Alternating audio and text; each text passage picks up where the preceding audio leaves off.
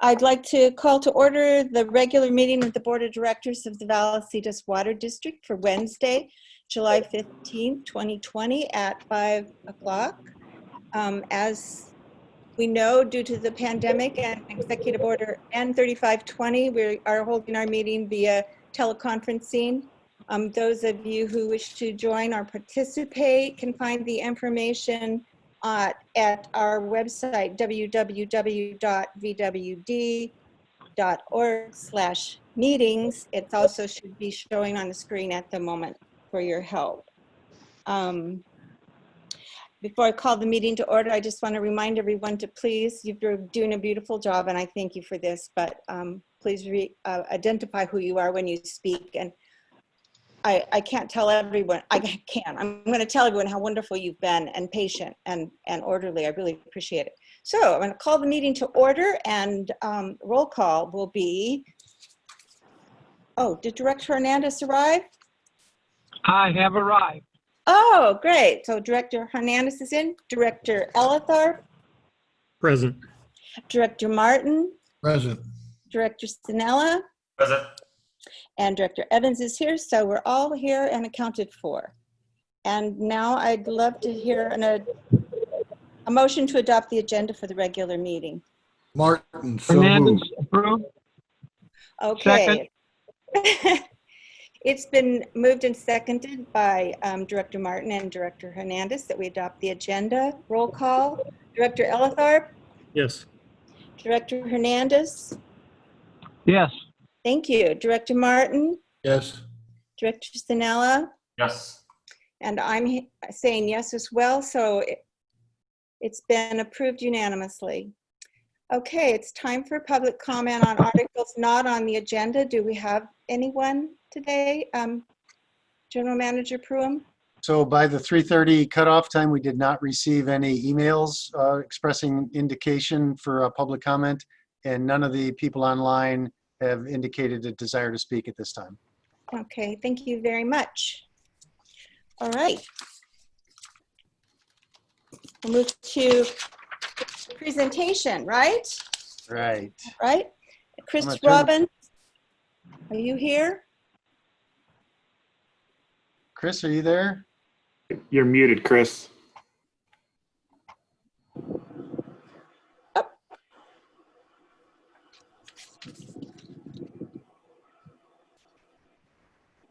So we're having a problem with Would you Chris like right now.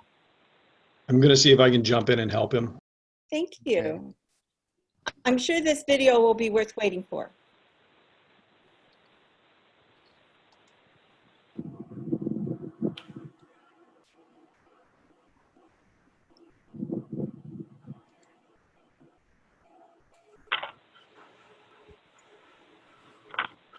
So Jonathan just jumped on, so can you hear me now? Clearly, sort of. Yeah. Maybe I just need to talk a little louder. Oh, that's perfect. Oh. Okay, I'll give it a go. This video that we have coming up is our tank cleaning video that Alicia worked on, and it is the efforts of our water operations crew. They also talk about how when they do the really big tanks, they bring in some of the other departments to help them out because it's such a big job. But a nice effort by the water ops, showing how they clean them every 3 years to provide safe, reliable drinking water to our customers. And Glenn's gonna run it for us. And can you all see the video right now? Okay, I'll start Thank it. you.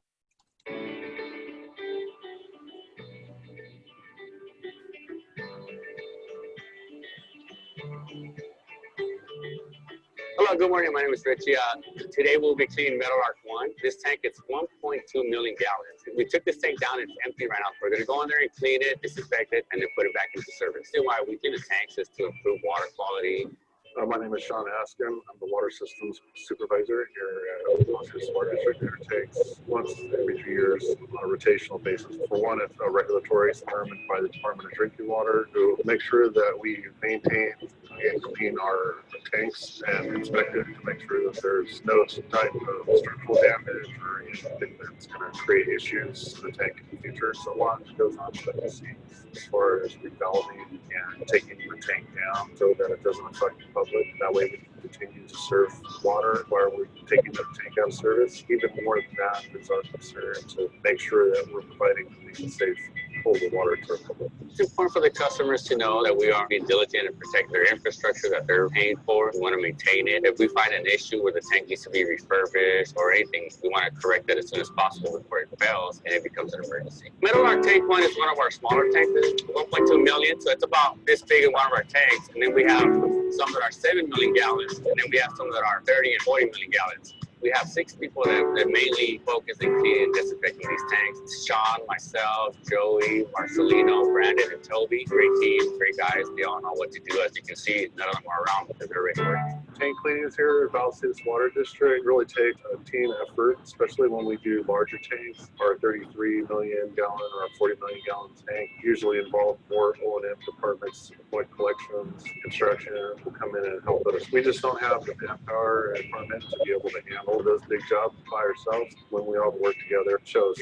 how much of a team we are here at Vallecitos Water District. We're very fortunate. Such a great group of people. Employees are willing to come in and help make sure that we get these tanks cleaned properly, efficient amount of time, so that we are utilizing our customers' dollars efficiently as we can.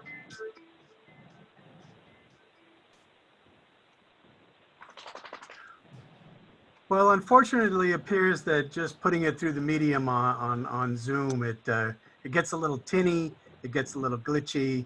It's much smoother running it on your own personal computer when you're watching it on our website or through our social media or through the YouTube page that we have specific for our videos. So I'm sorry it just doesn't do justice to the video that Alicia created, but you can get a general idea of what the video is and what it's talking about. It was very tinny on my machine and a little glitchy. I think you all experienced the same thing. We did, but it does look like a great video. And I don't know the answer. Maybe you do, Glenn. How many tanks do we have in total? 17 above ground? 17 above and 2 below? I think that's right.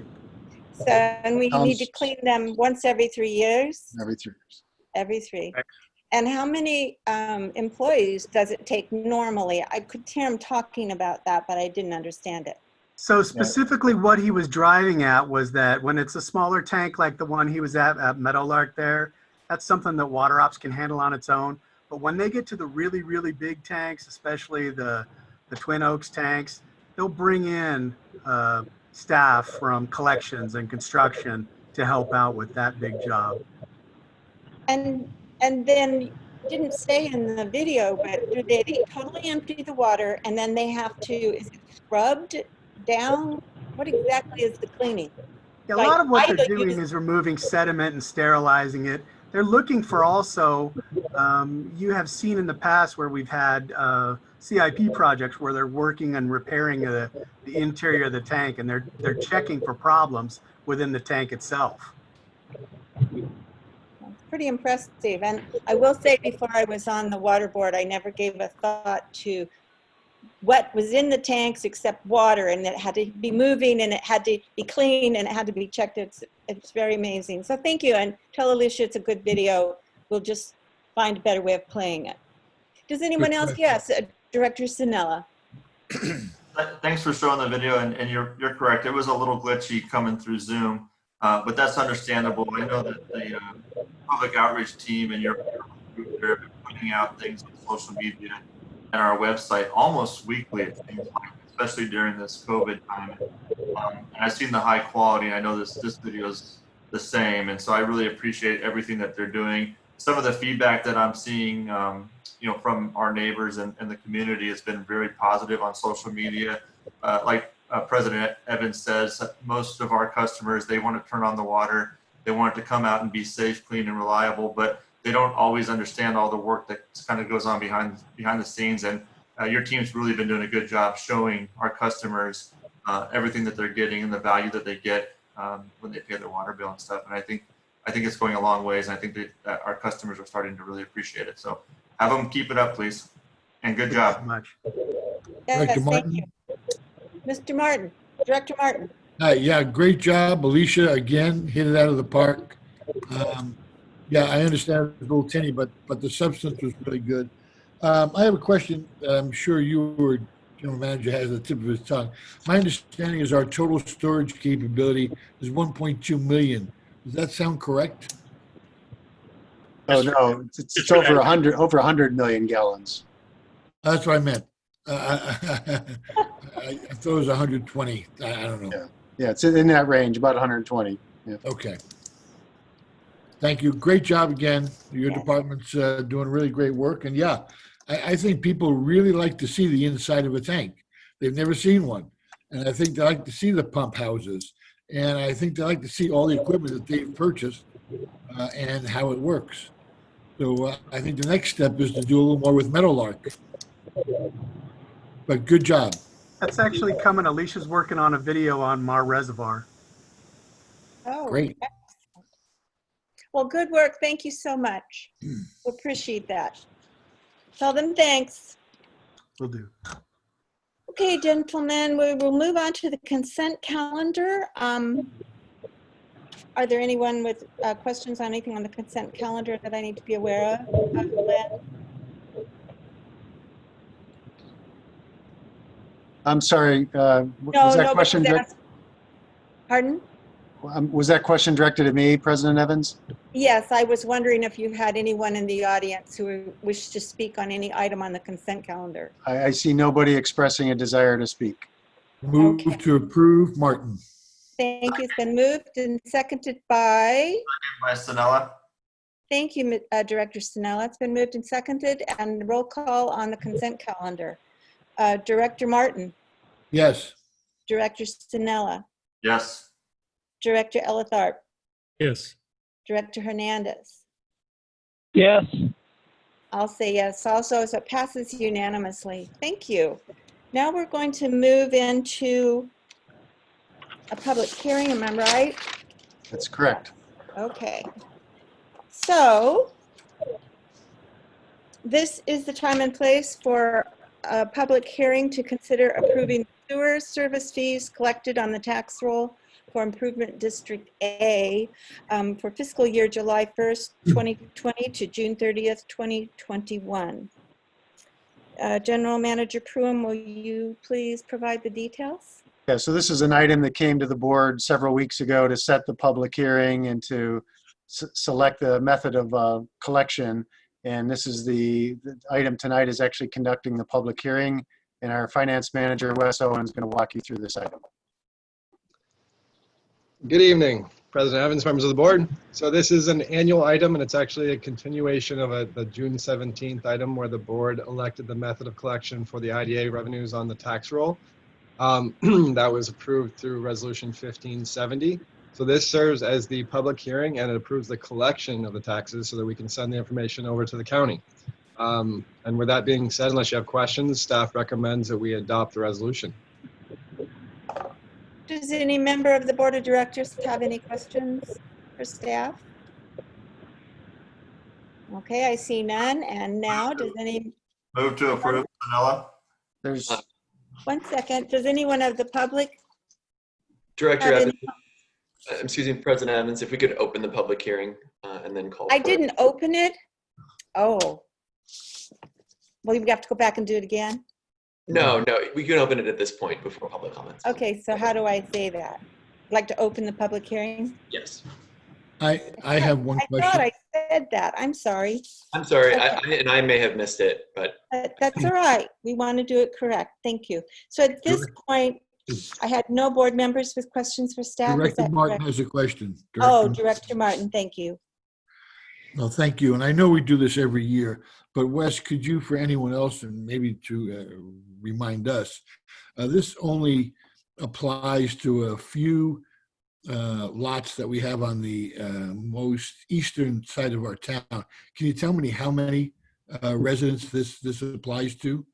I can tell you it's about 1,870 parcels, and the total dollar amount to be collected for the year will be about $975,000. Okay, and these are on the eastern side. It's because of why do we do it this way? So these are sewer-only customers for Vallecitos. They are water customers of Vista Irrigation District, and I forgot the other. Escondido. Mike, you know the answer? It's Escondido, I believe. Vista and Escondido. And Rincon. And Rincon. Thank you very much. Thank you. Okay, does any member of the public have any comments or I'm questions? not seeing anybody with their hand raised to provide comments. Okay. That means we can, if there's no other people wishing to address the board, the hearing is closed. Does any member of the board of directors have any further questions or discussions on this item? Move If to not, approve. I will entertain a motion Move to to approve. approve. Second, Moved Martin. to approve by Director Sinella and seconded by, Martin. thank you, Director Martin. It's been moved and seconded that we adopt the resolution. I'll do roll call. Director Hernandez, Yes. thank you. Director Sinella, Yes. Director Elitharp, Yes. Director Martin, Yes.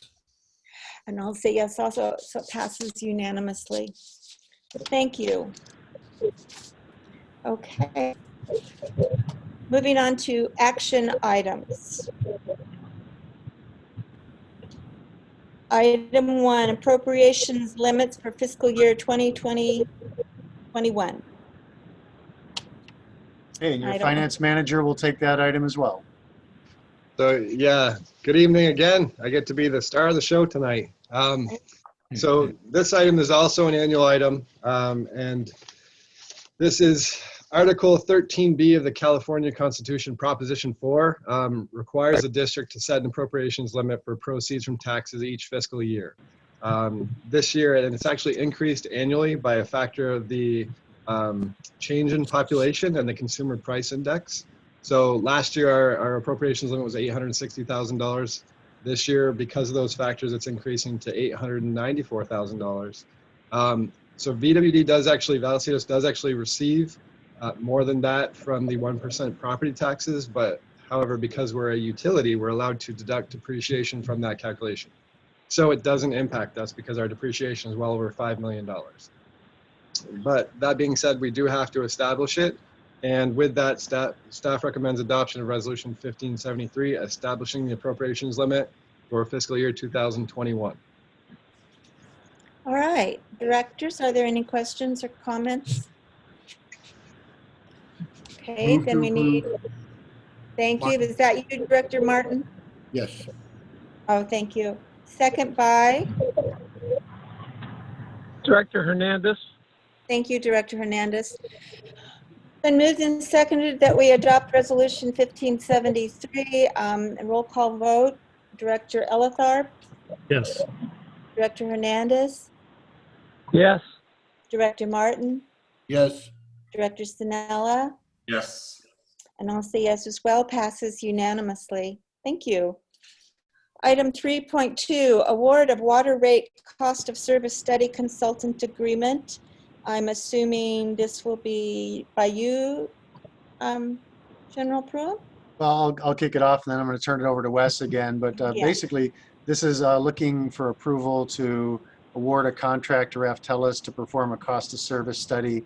And before Wes jumps in, I would like to remind the board that a cost of service study is not about increasing water rates. That's not the purpose of it. Cost of service study is to figure out how to most fairly allocate the costs that we have to run the utility.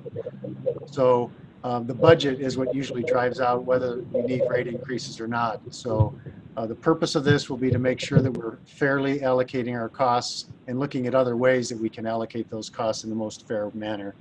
So with that, I'll turn it over to Wes, and both of us will be happy to answer any questions the board may have at the end. Thank you. So good evening again. President Evans, members of the board. As you may remember, last year on August 7, 2019, the board authorized the general manager to enter into a contract with Raftellus to do a cost of service study. Due to time constraints and other unforeseen circumstances, we were unable to complete that cost of service study last year. So we're still in need of a cost of service study to establish the appropriate allocation of our costs and develop a more efficient and call it appropriate rate model. So that being said, staff has negotiated with Raftellus and actually got a decrease in the contract price from $63,000 down to $62,030. So about $1,000 decrease in the contract price for a comprehensive water cost of service study. And they're going to provide a working rate model for us. That being said, staff recommends that the board authorize the general manager to enter into a contract with Raftellus to do the cost of service study for fiscal year 2021. Thank you. All right. Couple things. Do you have questions? If I can just add a couple items to yes. that. So one is note that Wes said it's just a water cost of service study. We're not doing a wastewater cost of service study. This is just focusing on the water side. And from a timing perspective, we think that this will be coming, if the board were to make any changes in rates, it'll probably be towards the end of the calendar year. Just by the time we get the consultant on board and they go through all the analysis that they need to do, involve the board and involve the public, it'll probably be in the, I would say, late November, December timeframe before something is brought before the board. And if rates were to be adjusted, we'd be looking at probably like January or February of 2021. So just little information from a timing perspective. Thank you. All right, directors, any questions or comments on this? Move to approve. Been moved. I need a second. I'll Second. second. Oh, great. Thanks. Second by Director Elitharp. It's been moved and seconded that we authorize the general manager to enter into a contract with Raftellus Financial Consultants. Roll call vote. Director Sinella. Yes. Director Martin. It's on mute. Director Martin. You're muted. Yes. Oh, thank you. Director Hernandez. Yes. Thank you. And Director Elitharp. Yes. And I will vote yes. Also, it passes unanimously. Thank you. Are you all getting a lot of echoing back on your voice audio? Yeah. Oh, I'm Not- okay. Not just me. It's really hard. Not me. Yeah, I think it is. I think it's coming from Director Hernandez, so maybe he can mute when he's not talking. His square is lit up quite a bit. Really? I don't even see his hair. But thank you. I don't Okay. know how to mute off of my phone. Put tape over your mouth. I Does Okay, I'll believe do that. I believe it's *9 on the phone. Did that work? No. No. It's probably okay. Well, go ahead. Don't worry about it. I just thought maybe Okay, it I was won't. on computer only. Okay, item 3.3, COVID financial reporting presentation. Will this also be by the Star West? Well, I'm going to turn it over to Wes, but I'll give a little introduction if you don't Oh, mind. the MC. Yeah. So the board may remember when COVID first reared its ugly head, we realized that it may have financial impacts to the district. We've done some work with other agencies and with the American Water Works Association to come up with estimates of what we think those financial cost impacts would be. We made recommendations in the budgetary process to hopefully account for those impacts, and those were based on certain assumptions. And one of the commitments we made to the board is that we would come back on a monthly basis and give an update on where we think the financial situation stands due to COVID. So that's what this is. This is kind of the kickoff meeting for that to give you an idea of what we think those impacts will be. What you're going to hear from Wes and from Mike Arthur is you're going to see mostly kind of looking backwards. We're going to look at fiscal year 2020 because we've just started fiscal year 21.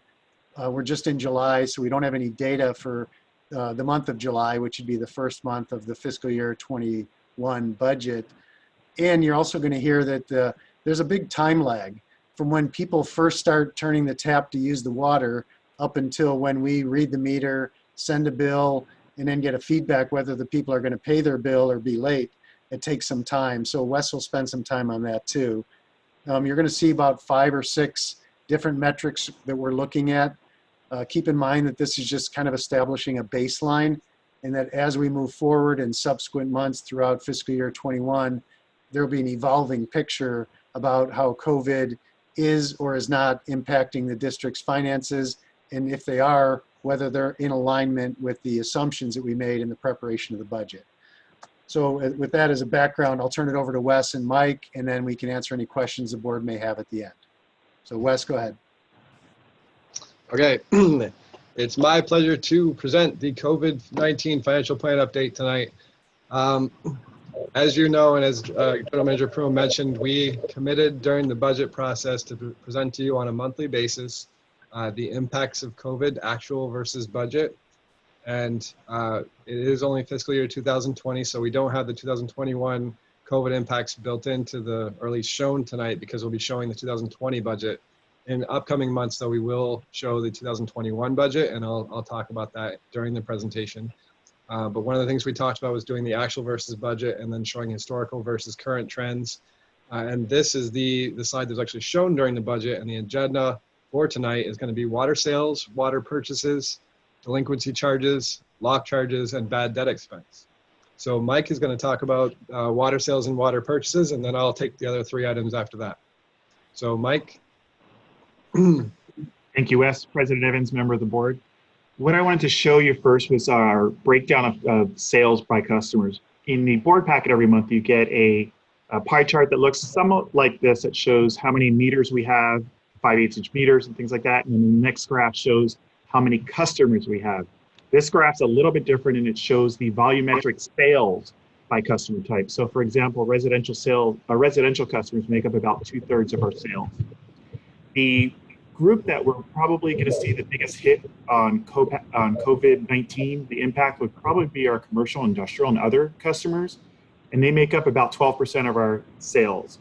So with restaurants closings, businesses closing, we expect that they'll be the hardest hit. And I have some information on that when we talk about, General Manager Perlin was talking about how we budgeted for the next fiscal year.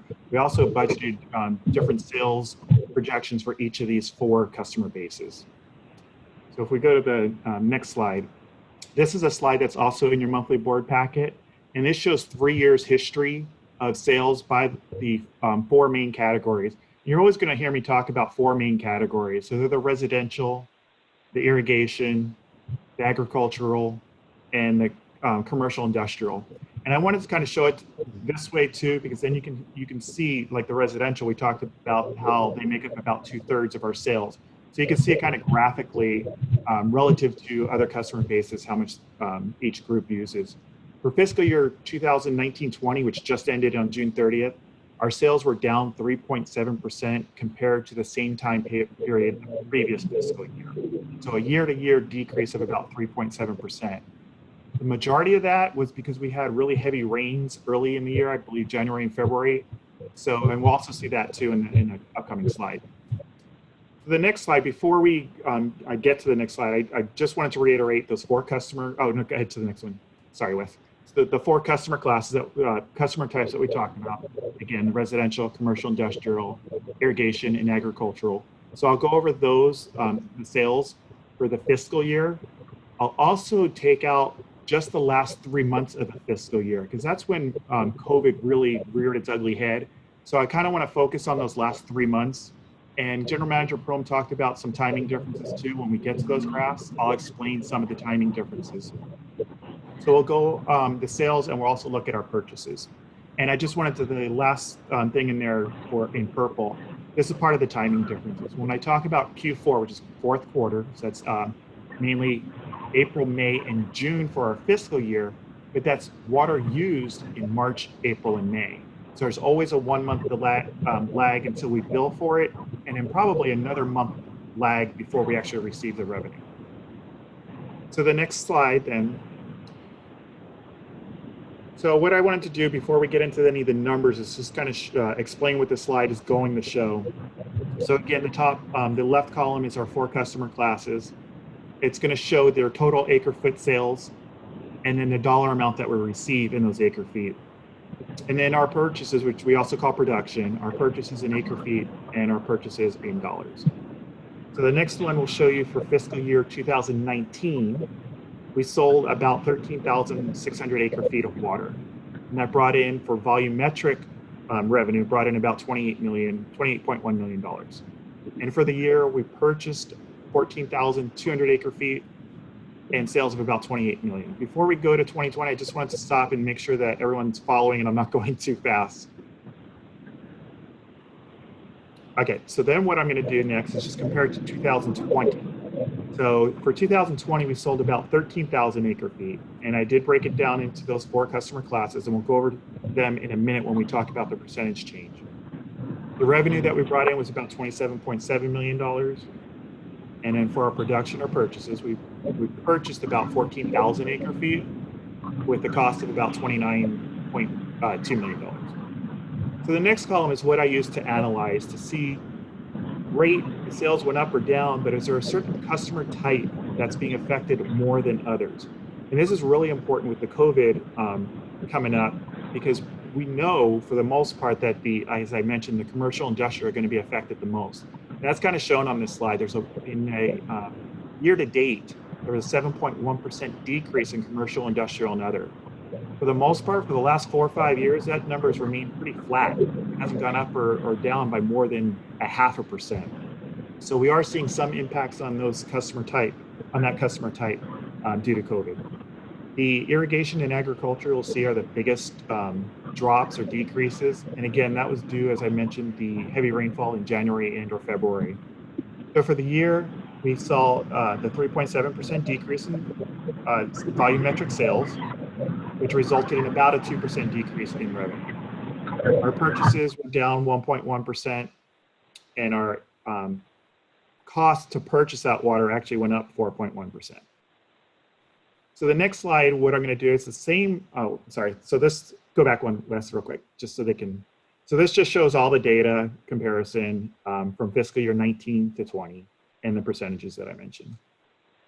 So the next slide, as I mentioned, that I'm just going to pull out the 4th quarter, because again, that's when COVID really impacted a lot of our customer bases. So this is the same format. The only thing you'll notice on the far right, I put a 2021 budget column. So we'll get to that in a minute. So for the 4th quarter of 2019, which is April, May, June, but remember it's March, April, May water usage, we sold 2,677 acre feet for about $5.4 million. In 2020, purchases, sorry, Wes is prompting me. I forgot to mention the purchase. We purchased about 3,600 acre feet at a cost of $6.8 million.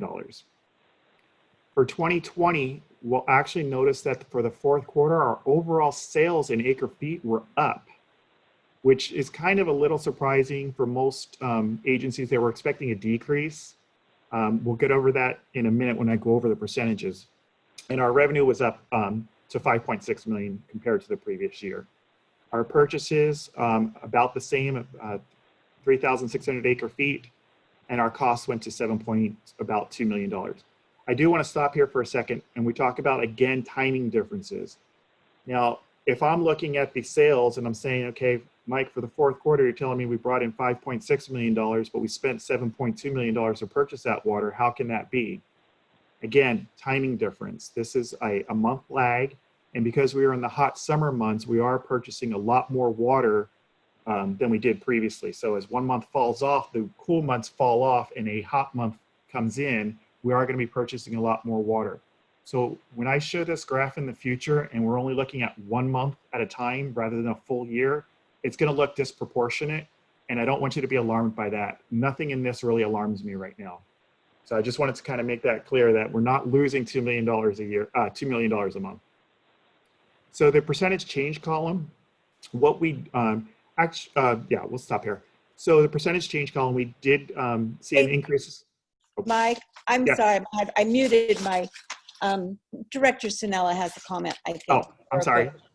Hey, Michael. It's my fault. Thanks for explaining that. I don't know if you saw me squirming in my chair, but I was getting a little alarmed by that. I know you said that you're not alarmed, but I was becoming alarmed by it. But your explanation was really good.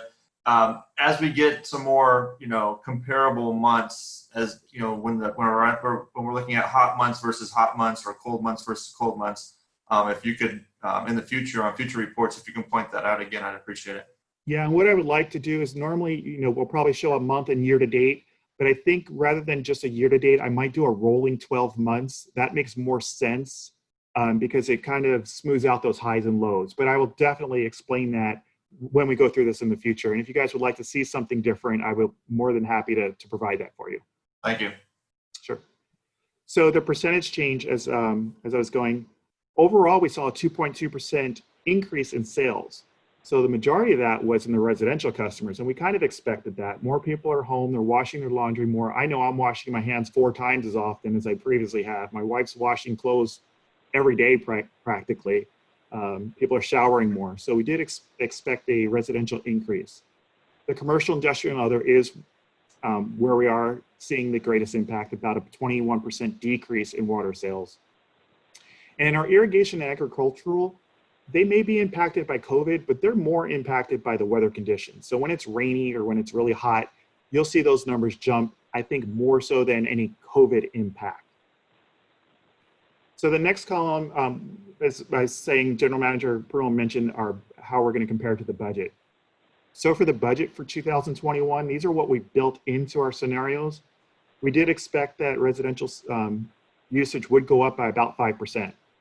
And so we are kind of the fourth quarter of last year is kind of in line with that. The commercial, industrial, and other, we expected about a 25% decrease. As I mentioned, businesses are closing. We reopened, but then we closed back down quickly again. So we were expecting about a 25% decrease in sales to those customers. For irrigation and agriculture, about a 10% decrease. So overall, we're expecting about a 4% sales volume decrease. So I think that is my last slide, and I'm happy to answer any questions at this point. I have a comment. Mike, over the years watching you, you have become extremely good at presenting and explaining the details. So thank you. And I'm sure that's because our Star West has been such a strict, back-slapping or hand-slapping teacher. But I am so impressed, and I love that I feel I understand it. I think Mike Sinella made a great comment when he said you explained it, and please continue to do that. But I just want to compliment you on excellent job. Thank you. I would like to share the credit actually with Wes and with General Manager Perlman. We actually sit down and talk about things, and a lot of times I'll go and gloss over things because I love numbers, but I need to make sure that the audience understands that I'm not understanding this. Well, then kudos to you two gentlemen as well, because it's for the audience. It's the part I most appreciate. Thank you. Thank you. Any other directors' comments or questions? Martin, comment? Yes, Director Martin. I would just like to ditto exactly what you said, Director Evans. Over the years, staff, all three of you, Director Pruitt and Wes and yourself, have done an excellent job at really breaking down all the numbers so that we can all understand them, including the people at home, including people that may be sitting in our audience when we're present there. So thank you again. And Mike, I think you're doing a great job with all your numbers. Thank you. Thank you. If I could add one other comment, I'm sure this had a lot to do with our finance committee, who asked a lot of tough questions and wanted a lot of easy to understand answers. So you've all done a really good job. Thank you so much. All right, what do we need to do here? I forgot already. Do we need to vote for approval?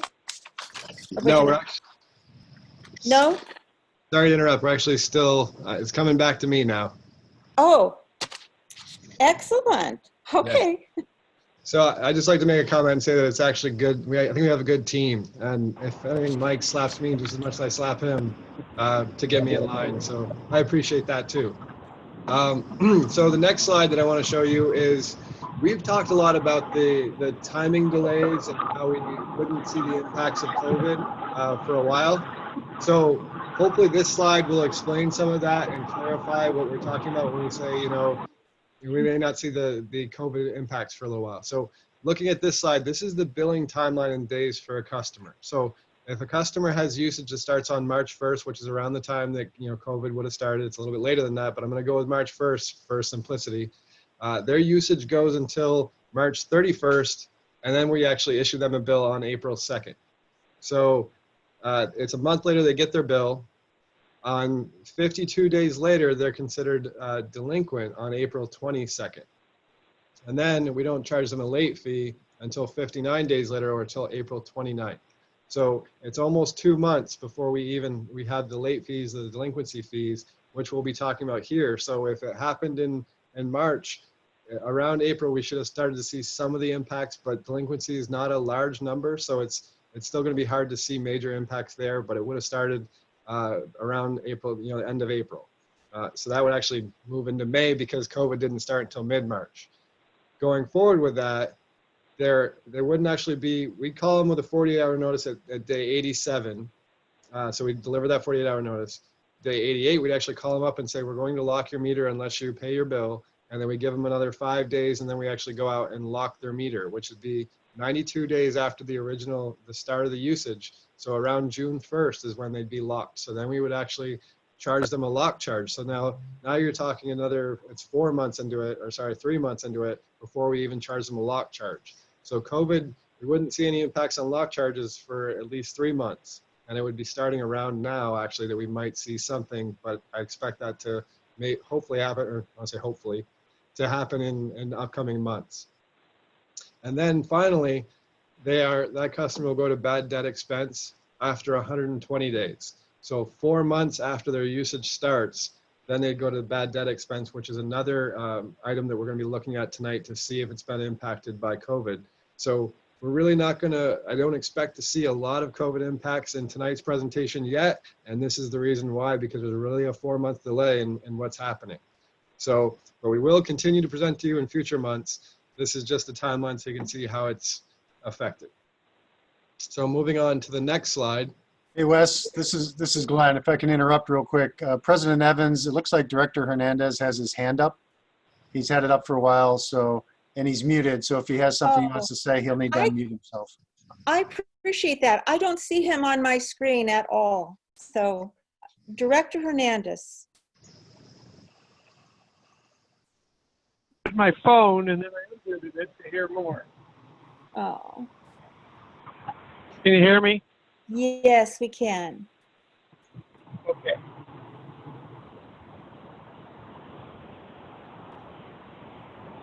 I do not have a question. Okay. Okay, so moving on to the next slide. This slide is a complicated slide, but I like it because it gives us a chance to brag about our customer service. So hopefully I can explain it well enough and I don't fail our customer service department. So this slide, it's important to start off to note that we are not waiving all late fees as of now. We were ordered to stop blocking customers, so we don't lock customers, so there's no more lock charges. However, we only waive late fees if a customer calls in and requests and says that they're impacted by COVID. So this slide shows the customers that have called and actually requested late fee waivers due to COVID. You can see in April, we had 172 customers that requested late fee waivers due to COVID. In May, that number was 182, and it's actually come down in June, down to 150. So the reason I like this is because not only does it show that we're taking those customers and tracking COVID impacts, but it also shows that we work with our customers. So what this is showing is that if a customer calls in and says, I'm impacted by COVID and I don't know when it's going to end, I can't pay my bills, we work with them. We ask them to provide documentation and evidence of that they're impacted. And if they do, we put them in a program we've created called Special Care Program. Once they get into that program, we don't charge them late fees, and we agree to work with them when COVID's over to set up a payment plan or other ways for them to get caught up on their bills.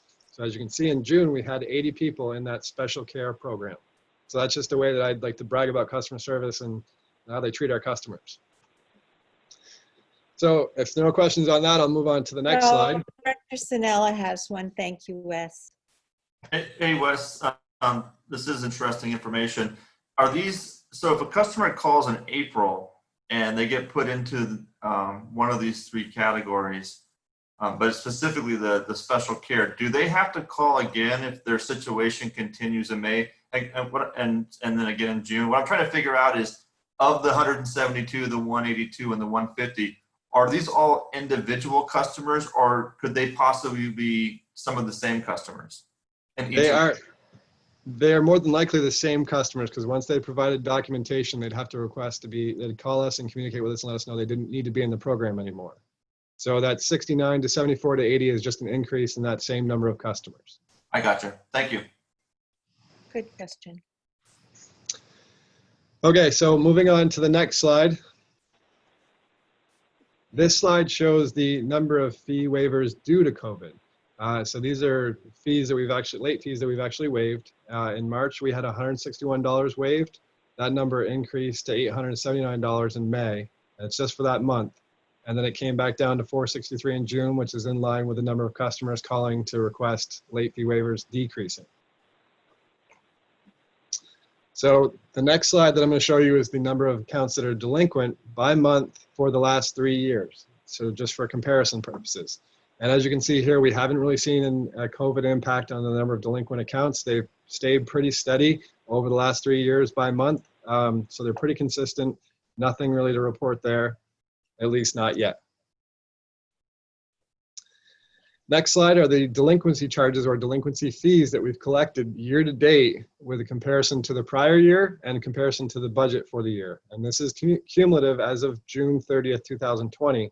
So I want to focus on the June month. And you can see here that as of June 30th, we've collected $271,000 in delinquency fees for this fiscal year compared to $256,000 for the last fiscal year. So we're actually over budget, so we've collected more in delinquency fees. So it does show that delinquencies are increasing. However, it's in line with our budget, so there's not really a significant impact there. What's important to note is that for the next budget year, we've actually projected, based on the financial plan, that we'll collect about 70% less or 30% of the total for this. So our budget going into July and August will be decreased to about 30% of this budgeted number here, the 190,000. And we'll be comparing that to what happens in future months based on our estimation of the COVID impact. So next slide. This slide shows the number of accounts not locked due to COVID just for the month of June. So what I wanted to show here is that customers that are past due that we would have locked in the month of June that didn't because we're not locking customers currently. The total number for June would have been 61 customers that would have been locked. And of that, 57 are single family residential, 3 were restaurants, and 1 was retail. So this just gives you an idea of the breakdown of the customer bases that would be locked that are not being locked. And the next slide, this is similar to the previous slide in that it's lock charges or lock fees year to date. So it's cumulative as of June 30th, 2020, and it compares February, March, April, May, and June. But I want to focus on June here. So year to date as of June 30th, for lock charges, we collected $81,330. And you can see that stayed the same from March until June because we stopped collecting lock charges. However, compared to last year, we collected $176,000 in lock charges and we budgeted $180,000 for this year. So we actually fell short about $100,000 of budget in lock charges or lock fees. Important to note here is that for the upcoming budget year for fiscal year 2021, we budgeted 0 lock charges, 0 lock fees. So we budgeted not to collect anything for the whole fiscal year. So really the only thing to report in the future will probably be lost revenue or locked accounts that were not locked.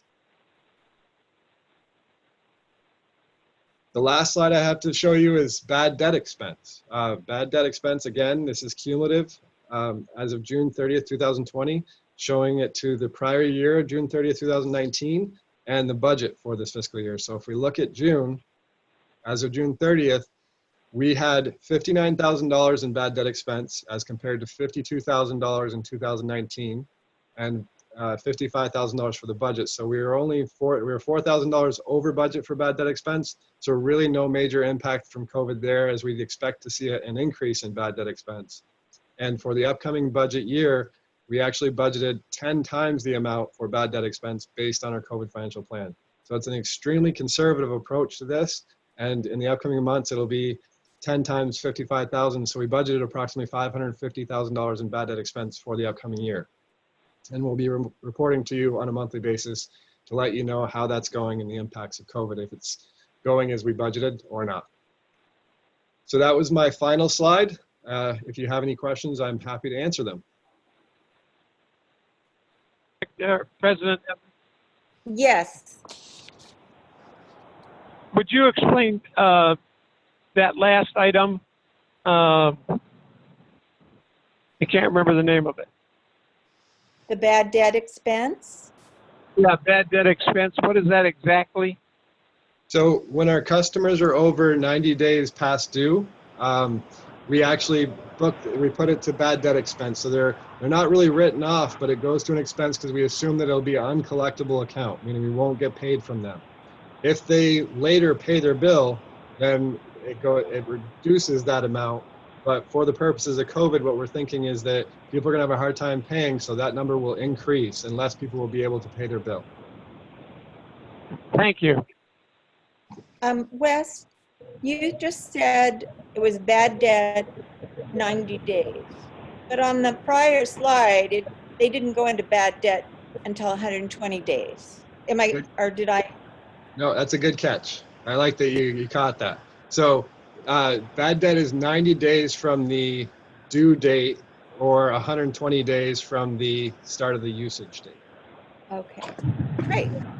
Question, Martin? Yes, Director Martin. Wes, at what one of those points there does it go to collections and we actually turn it over to a collection agency so that it shows up on their credit reports and we have the possibility of getting some of it back? When does that happen? So here's the good news. That really only happens when a customer closes their account, and then when they're 90 days past due, then they go to collections. Otherwise, we have the ability to lock off most customers, and we really don't get a lot of customers that don't pay their bill ever. Most customers end up paying, and very few, as you can see, we only have $55,000 of bad debt expense. Most customers pay their bill because we lock them. I understand that, but I'd like to see it get out to the public that they do go to collections. It is posted on their credit reports. I mean, the way you explain it is very good, but it's like, oh, well, ho-hum, it'll be $500,000 next year. And it's not that at all. You're right. And actually that's not, I didn't mean to come across that way. Hopefully I didn't mean to it'll be $500,000. We budgeted conservatively and I don't expect that to happen. I really hope that it doesn't. But instead of going to collections, even after COVID happens, if people haven't paid their bill, their debt will not be forgiven and their meter will be locked as soon as we're able to lock it. So that we will have the ability to collect that money. And if we were to lock their bill, they left their house, then they would go to collections and it would go on their credit report. Thank you. All right, any other comments? No?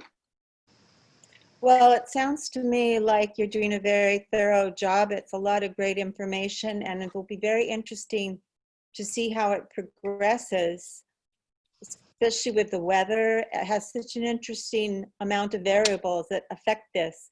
So thank you very much. I know you are loving putting these graphs together, so we'll see if we can come up with a few more metrics. Did you need any direction from us on this, Glenn? I think my thing said you wanted direction.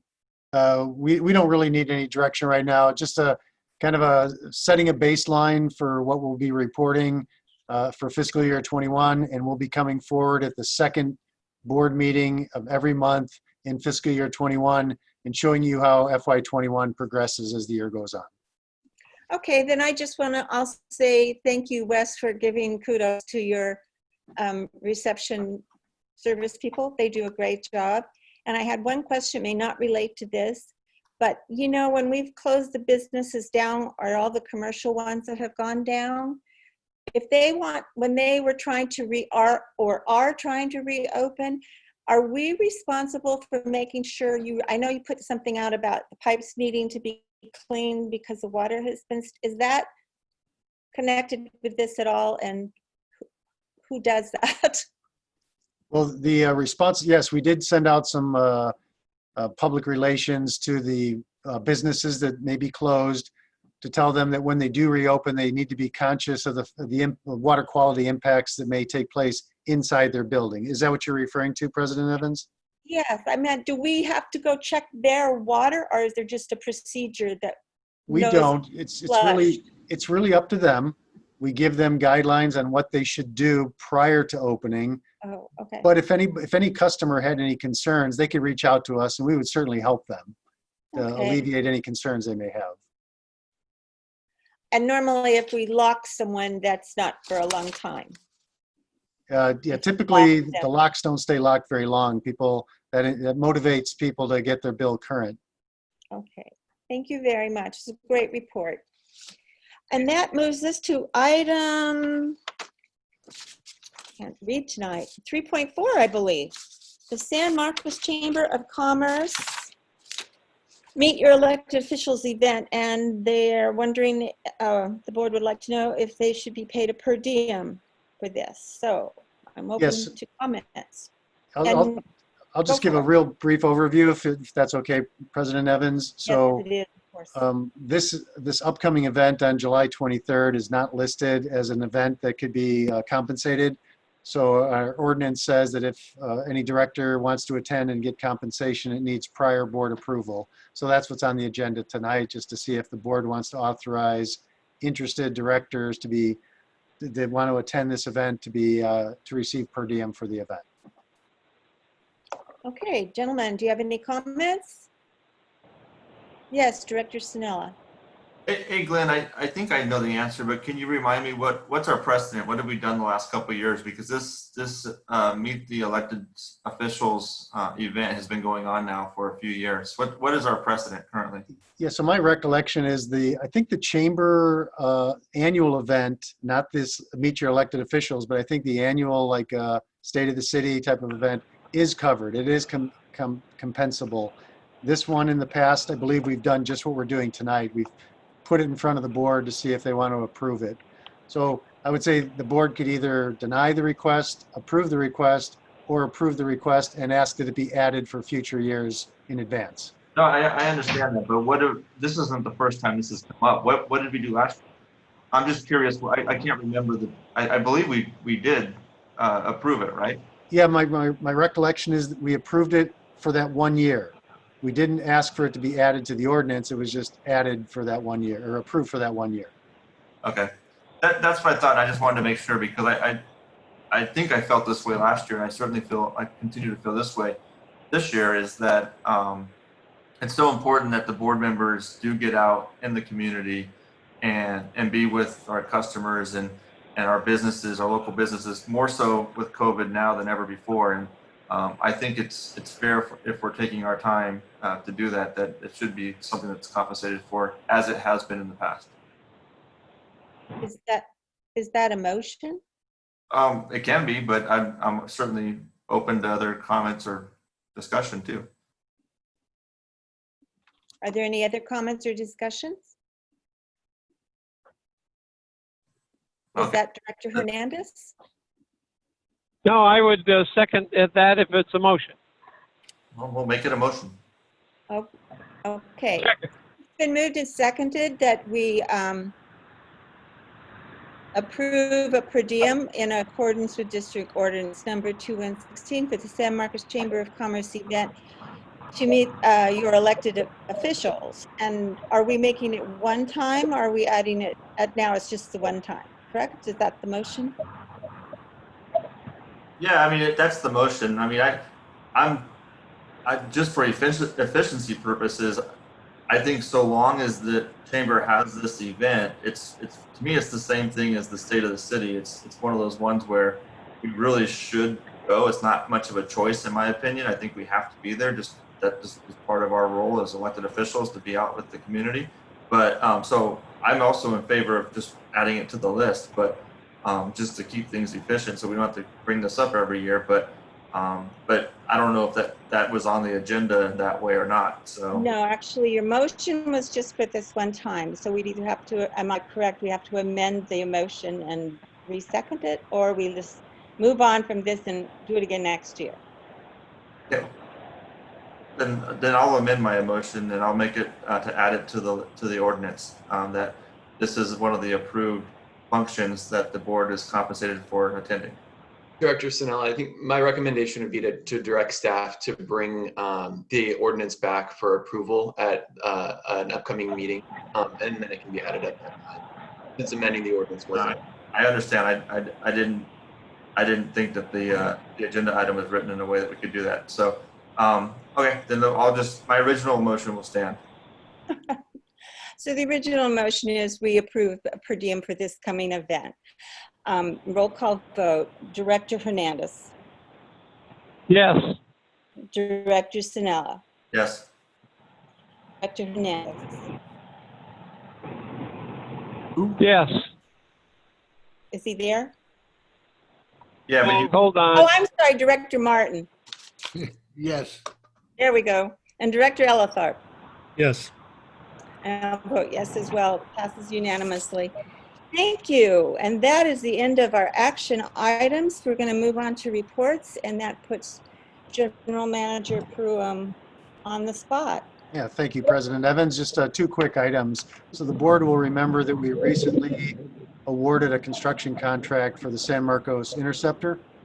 there's a hand raised in the audience. I don't know if you guys want to Oh, address that now or. See.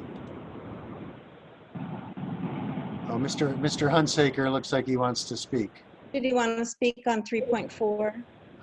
I didn't see it at the time, but he might have. If you'd like, I could allow him to talk. If it was for 3.4, I think he should be allowed. Okay, would you like me to? Okay, okay, Mr. Hunsaker, go ahead.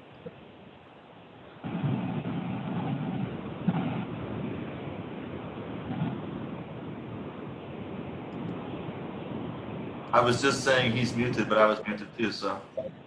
Yeah. I can't. Oh, he's on mute. Get Can you hear me now? Yeah, we can hear you. Okay. I had a question as to whether or not video conferencing should pay per diem.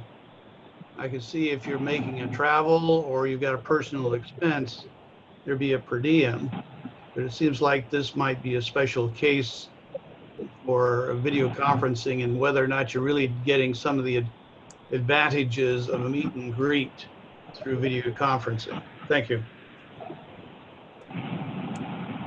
Thank you for that comment. Okay. We'll move on now to General Manager's report. That just prompted something. If I can ask a quick question, is this chamber event, is it virtual or is it live? Because It's virtual. okay, I didn't see that it was virtual. Yeah, it'll be via Zoom. Okay, thank you. Do we have to register for it, or is Diane taking care of that for us? I'll check with Diane. She'll take care of it. So just why don't you send in an email, let us know if you're interested, and we'll sign you up. Thank you. President Evans, would you like me to get my report then? Yes, would you Okay. please? So as I was saying, so two items. The first is we awarded the contract for the San Marcos Interceptor, which is a sewer project that we're doing. We had a recent pre-construction meeting and the contractor's getting ready to get started. And I just want to let the board and the public know that the contractor will be out in both Tamarisk and San Marcos Boulevard doing what we call potholing, which is, physically in the field determining where intersecting existing utilities are. So there may be some traffic disruptions, and I think that'll be starting next week. The second item has to do with work we're doing tonight. So this is Vallecitos crews will be out in San Marcos Boulevard tonight doing a replacement for a service line, a water service line, right in the area of Green Thumb Nursery. I think starting after 8 o'clock tonight, we'll be out there, and I believe it'll be impacting the eastbound lanes of San Marcos Boulevard. Traffic can still get through, but there may be a lane closure. And that's all I have. President Evans? Yes, Director Martin. Glenn, I know that our staff is certainly very good at following and adhering to the ordinances, and I'm certainly hoping that our contractor is doing the same thing. That being, there's absolutely no work to be done on San Marcos Boulevard between dusk and dawn from 78 to San Rancho Santa Fe, unless emergency repairs only. So I believe our contractor has coordinated their efforts with the city's traffic department, and they did get permission to work in hours other than what you specified. So they may be working, they may be out there during normal traffic hours, but is with the city's approval. Well, as a constituent in the city of San Marcos, I'm not very happy about that, or with the water district, because that ties up traffic immensely. All right. Thank you. And we'll move on to the district legal counsel. Thank you, President Evans. Just a brief report and an update on the FPPC's conflict of interest rules. The FPPC has updated its procedures on how a board member recuses when they have a financial conflict of interest on a matter that's coming up on an agenda. As you may recall, the general rule is that if you have a conflict of interest under the Political Reform Act, when the item is called, you state that you have a conflict of interest, identify your financial interest that's at stake, and then step down from the dais and leave the room. The FPPC became aware of a situation where a member of a board of supervisors in a particular California county was essentially leaving the meeting before the item was called, and so not disclosing the conflict of interest on a particular item, and then they would come back simply after the item was done. In order to kind of sort of address that loophole, the FPP is now requiring that if a public official is either leaving a meeting early or comes to a meeting late, if you have a conflict on any agenda item and you were not there when the item was called, at some point in the meeting you have to still state on the record your financial interest and that you had a conflict on that particular item and which item you had a conflict on. So just to let everyone know, there's a new tighter rule on that subject. And if you have any particular questions in the future, please let us know. Thank you, Nick, and thank you. I know Mr. Gilpin had sent some paperwork out on that earlier, and I really appreciated the details. Okay, the next is San Diego Water County Authority. Our next meeting is on July 23rd. However, I would like to share some really good news. They just went through a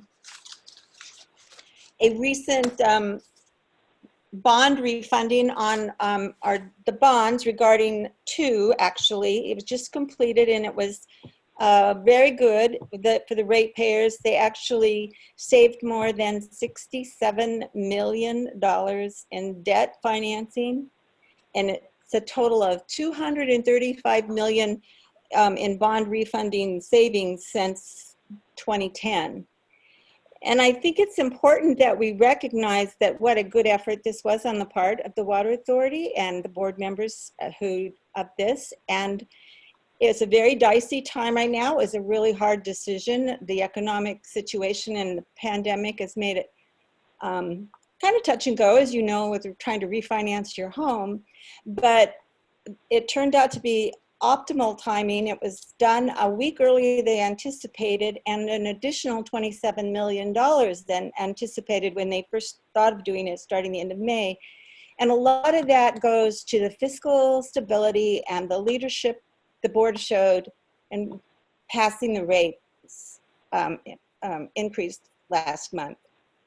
All three of the credit rating organizations specified specifically how important that was for them to feel strong enough to support it. So I'm just really pleased it happened and that the timing was so great, and it's nice to feel that we don't always do everything right, but this was something good. So I want to share that. And Sandy Curl, the GM at Water Authority, had sent me a news update on it. So I'm going to ask if you would, Glenn, forward that to the board members. I think it's really nicely how she's put it together and where she puts the credit. So Okay, I'd be happy to do that.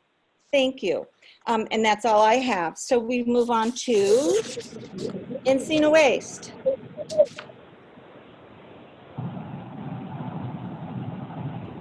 Mr. Hernandez, do you have any? Yeah.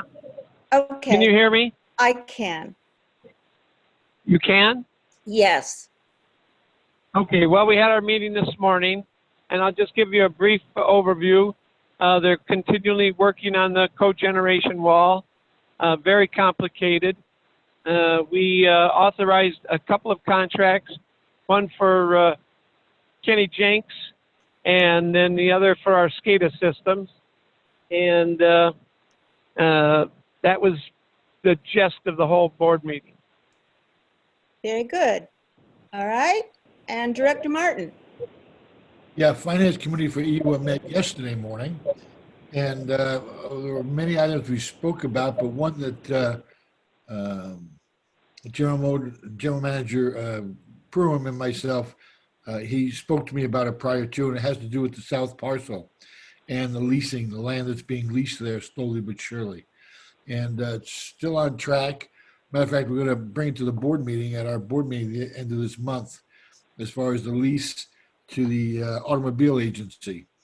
But what did come up in the meetings, I happened to drive by it last week, and I noticed a lot more work being done on that property than what we have laid out in the plans. And I said, so what's that going out? And they went, oh yeah, we leased that out to MTT, Metropolitan Transportation Techniques or something. I don't know. There's a whole lot of work being done there. And I went, oh, well, we didn't know about that one at all, did we? And it was pretty amazing to me that we didn't know about it. And I hope the general managers knew about it. But if you go past a lot, you can see where all the work's being done that we were totally unaware. So anyhow, they explained that is being leased out. And now they've increased their lease amounts on that land because they're realizing how much money they can get for it. So it's good news. We'll bring it to the board next week.